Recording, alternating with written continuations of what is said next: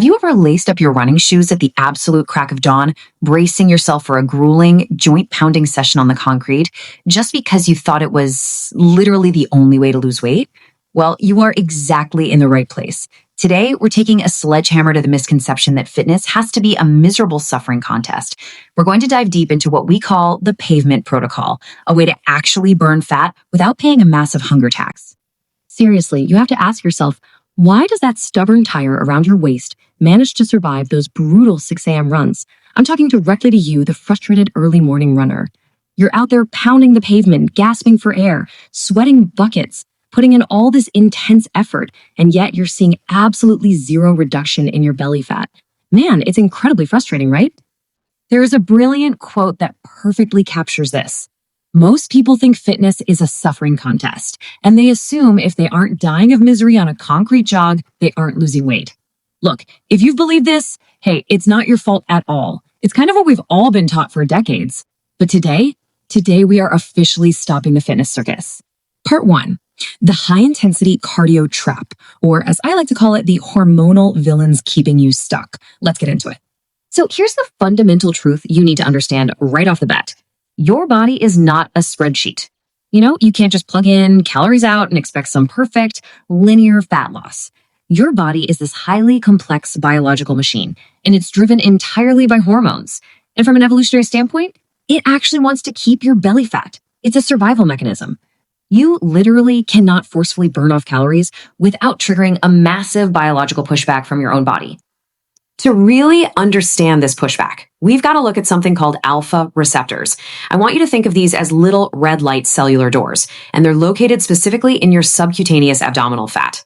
So when you do high-intensity cardio, your body freaks out a bit and enters a fight or flight state. This intense stress hits those alpha receptors, and it essentially forces your belly fat to literally lock its doors. It's hoarding energy for an emergency. In building right on top of that, we have cortisol. This is the primary stress hormone, and your body releases massive amounts of it during intense cardio. Well, chronically high cortisol actually has a direct, scientifically proven link to increased abdominal fat storage, which means by spiking your stress through those grueling, gasping for air runs, your body goes straight into lockdown mode. Crazy as it sounds, you might be working harder just to stay fatter. Oh, but wait, the trap gets even deeper, and we can thank Ghrelin for that. Ghrelin is your hunger hormone. Intense running triggers a huge spike in ghrelin, creating what researchers call a compensation effect. Basically, it's a massive hunger tax. So the exhausted runner comes home, gets hit with ravenous, uncontrollable cravings, and what happens? They end up overeating on the couch. You burn calories out on the concrete, sure, but you end up paying them right back with interest in the kitchen. Part 2, 2 tanks, sugar versus fat. This is where we talk about mastering metabolic fat loss. Okay. Think of your body as having 2 completely distinct fuel tanks. Tank A is your rocket fuel. This is stored sugar, and your body uses it for high-intensity, explosive movements, like sprinting for a bus. Then you have Tank B, which is essentially a massive oil tanker. That's your stored body fat, and it's used for slow, low-intensity tasks. Now, high-intensity cardio, that burns the super limited sugar in Tank A.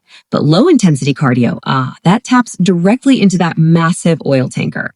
Which brings us to the absolute core of the Pavement Protocol. We call it the Zone 2 hack.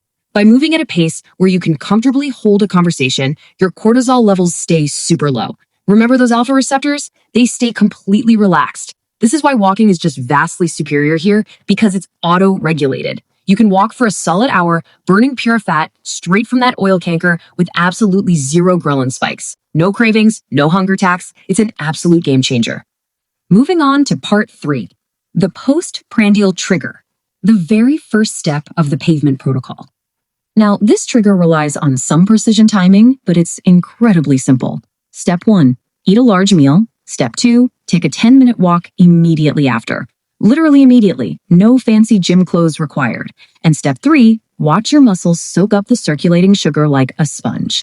See, moving right after eating drastically blunts your insulin response. It forces your muscles to use that sugar right then and there before insulin even has a chance to store it away as stubborn belly fat. Part 4, becoming a neat freak. This is all about boosting your non-exercise activity thermogenesis. This entire phase is all about burning calories simply by living your day-to-day life. Let's try the parking lot rule. Deliberately park at the very back of the grocery store lot. Next is the pacer rule. Make it a non-negotiable habit to never, ever sit down during a phone call. I know, your coworkers might think you're slightly crazy pacing around, but just me, it works. And finally, kill the elevator. Always take the stairs. Seriously, stair climbing burns calories 3 times faster than walking on flat ground. These sound like tiny, everyday tweaks, but man, they add up to a massive metabolic advantage. Part 5, God Mode, the Incline. We're talking maximum metabolic demand with absolutely zero joint destruction. So for the impatient ones out there who want faster results, let me introduce you to 12-3-30. This viral method is literally the king of the protocol. It stands for a 12 incline at a 3 speed for 30 minutes. Walking at this kind of steep incline literally doubles the metabolic demand compared to flat ground. It forces your glutes and hamstrings to constantly fight gravity, so you're burning calories like you're on a tough jog, but safely keeping your body perfectly in that fat oxidation zone. But, and this is a massive but, there is a catch. It's our absolute golden rule. Do not hold the handrails. We have all seen the treadmill water skiers at the gym, right? Hanging on to the console for dear life. The second you grab those handles and lean back, you completely offload your body weight.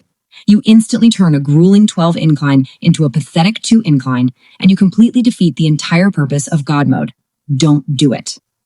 Part 6, Outwalking the Fork. It's time for the uncomfortable reality check. 600. That number right there represents the devastating caloric density of just a single, highly processed, oversized bakery cookie. It is shockingly, almost scarily easy to consume hundreds of calories in mere seconds. And this brings us to a very, very uncomfortable biological truth. Think about it. Eating that 600-calorie cookie, that takes what? Maybe 45 seconds? But walking off that exact same 600-calorie cookie, that takes nearly a full hour of continuous effort. You absolutely cannot outtrain a bad diet. It doesn't matter how much you walk or how insanely steep the treadmill incline is. At the end of the day, the math will always, always beat you. So here is the definitive rule that ties this entire biological machine strategy together.